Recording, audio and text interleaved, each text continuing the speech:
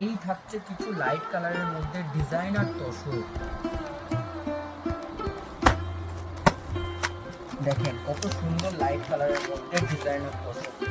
পেস্তার সাথে থাকছে এটা, দেখেন কত সুন্দর, পুরো ফুল বডি কাজ রয়েছে, একদম ইউনিক জিনিস।